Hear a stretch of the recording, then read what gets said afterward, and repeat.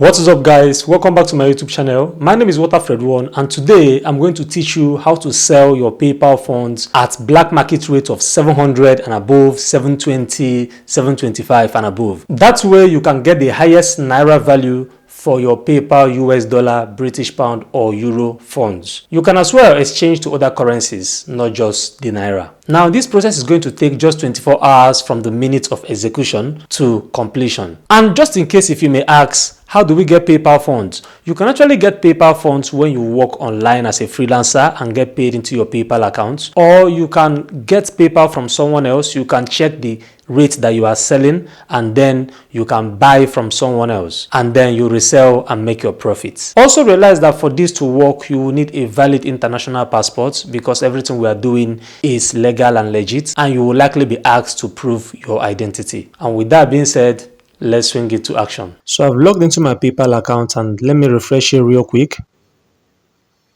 So right now I got no money inside here, but if you look at my transaction, you can see 19th of January, this 16th of January, like 3 days ago. Okay, and if you look at my transaction history and the amount, you will see, okay, you will see what I've been doing. Okay, this is how I've been withdrawing from my PayPal account at the highest rates. You can see payment received, transfer to bank account, payment received, transfer to bank account. So right now I'm going to show exactly what I used to do. Okay, now this is a business PayPal account, and if you come here and you click on pay and get paid, you click on banks and card, and then you scroll down, you are going to see two major banks that have linked here and several ATM cards. Okay, now in case you don't know, you can either withdraw to bank or to ATM cards, okay, especially Visa cards. But most times the rates where you withdraw to the Visa cards are not favorable, especially if they are Nigerian banks or if they are Naira cards. But if you withdraw to a dollar card, it can still come in as dollar and you can proceed from there. Okay, but me myself, what I do is withdraw to these two banks. Okay, this Wells Fargo bank, this first one, I got it from this website. Okay, this Geegpay. Okay, I'm going to leave the link in the video description. Okay, now if you register and everything, sign up and verify your account, if you click on USD, you will see your bank details. This is my bank account details. You can see it's Wells Fargo Bank NA and it ends with 2273. Okay, so this is it right here, Wells Fargo Bank NA ending with 2273. Okay, now for this second one, Community Federal Savings Bank, I got it from Payoneer. Okay, if you log into Payoneer and sign up, and if you click on USD here, or if you click here and click on receiving accounts and you scroll down, click here, this is it. Okay, this is it. This checking account, Community Federal Savings Bank, ending with what was it ending with? 1694. Okay, and then if we look for it, you see it's 1694. This is the account number. Okay, now for Nigerians, so if you are new to Payoneer, if you are new to Payoneer, I don't know, and if you look, you see that I also have USD card here. So whenever I receive money here, the only thing I do when I receive money here is just, you see an option for you to transfer money. Okay, whenever you receive money here, you just see an option written here, transfer, or from here you see transfer. So you just follow the on-screen instructions and transfer to any of the two bank accounts. Okay, and then when it enters, you can either send to here or to Payoneer. Now this one is much more easier to use because once it enters here, and again, for the records, you can still create cards here. You can still create virtual cards from this website, and you can get physical card from Payoneer.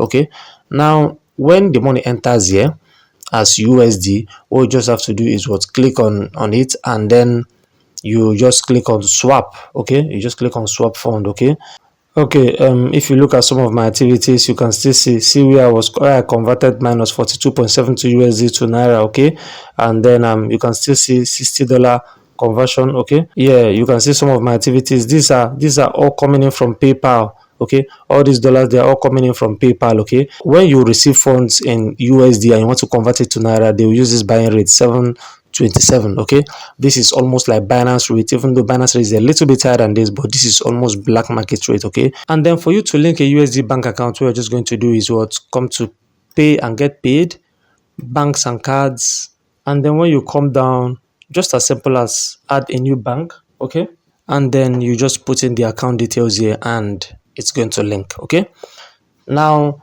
you can just try and link your own account. Most bank accounts are going to match with the name you used to open the PayPal account.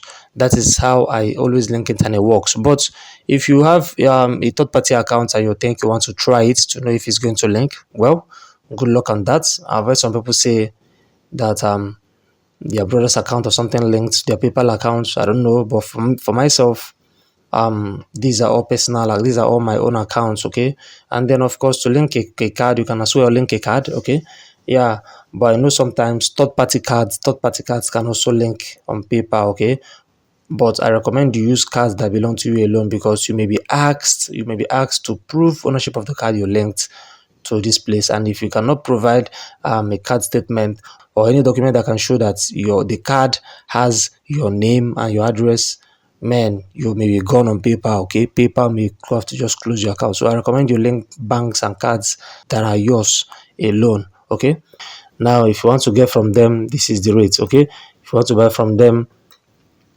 this is the rate 755. Okay, and then 727.34 when you are converting to naira. Okay, yes, now also know that they can still give you a British pound account, euro account. Okay, and you can do your thing and link it to any other place you want and receive money from it internationally. Okay, this is just a wonderful website, and I'll also leave the link in the video description. Now for Payoneer, guys, for Payoneer, I opened my Payoneer account way back 2015, and okay, as for Payoneer, I opened my Payoneer account way back 2015. Yeah, and I enjoy some benefits. I don't know. It seems new people, the people that sign up newly on Payoneer, doesn't seem to enjoy those benefits anymore. I don't just know why.